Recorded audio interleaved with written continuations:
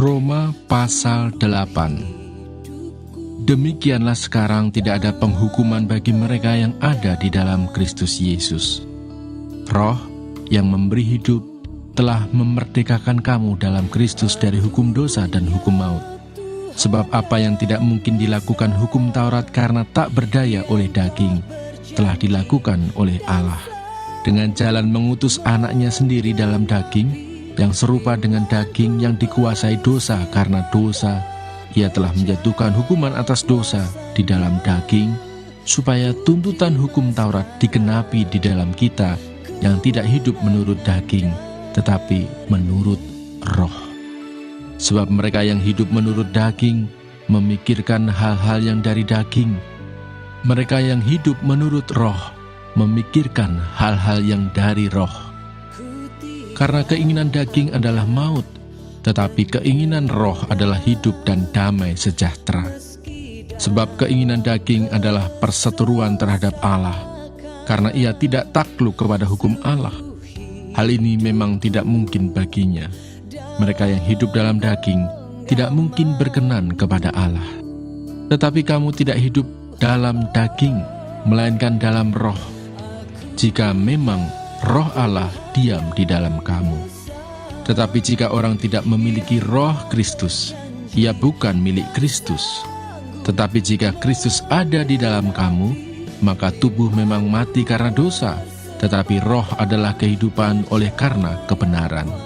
Dan jika roh Dia yang telah membangkitkan Yesus dari antara orang mati diam di dalam kamu, maka Ia yang telah membangkitkan Kristus Yesus dari antara orang mati akan menghidupkan juga tubuhmu yang fana itu oleh roh-Nya yang diam di dalam kamu.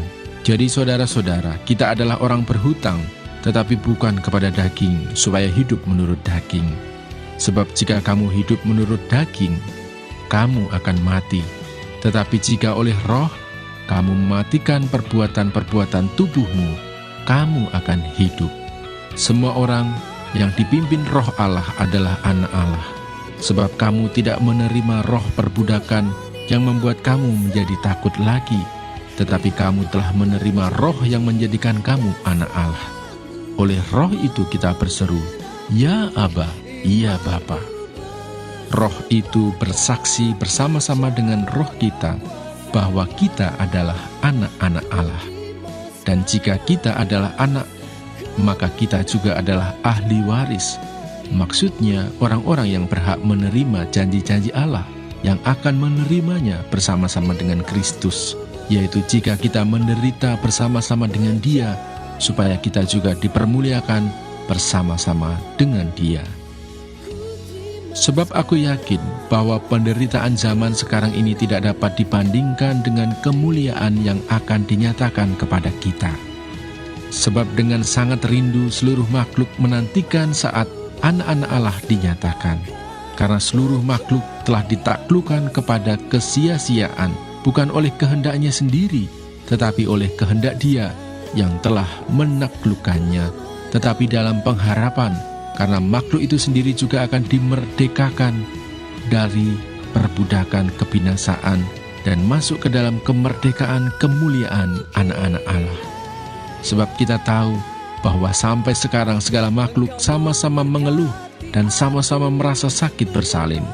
Dan bukan hanya mereka saja, tetapi kita yang telah menerima karunia sulung roh, kita juga mengeluh dalam hati kita sambil menantikan pengangkatan sebagai anak, yaitu pembebasan tubuh kita. Sebab kita telah diselamatkan dalam pengharapan. Tetapi pengharapan yang dilihat bukan pengharapan lagi.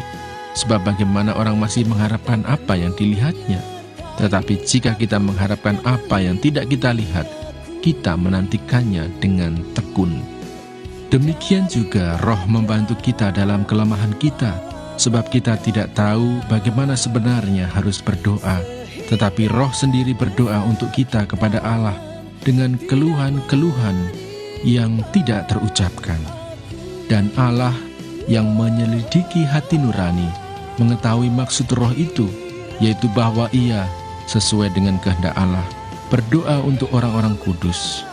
Kita tahu sekarang bahwa Allah turut bekerja dalam segala sesuatu untuk mendatangkan kebaikan bagi mereka yang mengasihi Dia, yaitu bagi mereka yang terpanggil sesuai dengan rencana Allah.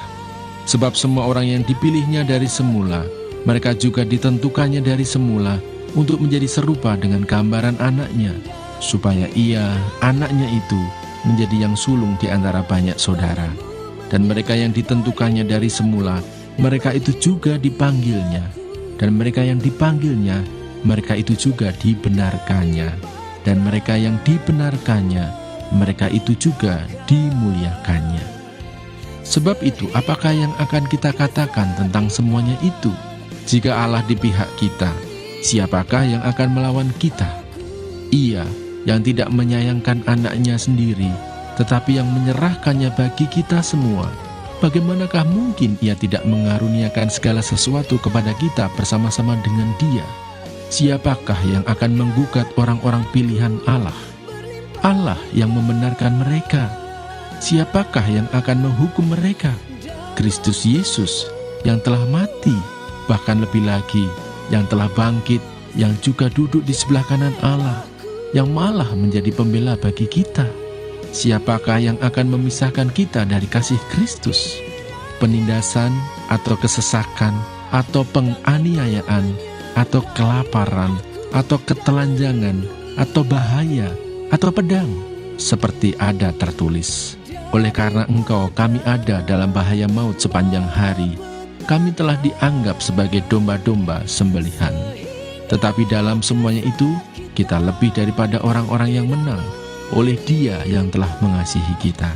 Sebab aku yakin bahwa baik maut maupun hidup, baik malaikat-malaikat maupun pemerintah-pemerintah, baik yang ada sekarang maupun yang akan datang, atau kuasa-kuasa, baik yang di atas maupun yang di bawah, ataupun sesuatu makhluk lain, tidak akan dapat memisahkan kita dari kasih Allah yang ada dalam Kristus Yesus, Tuhan kita.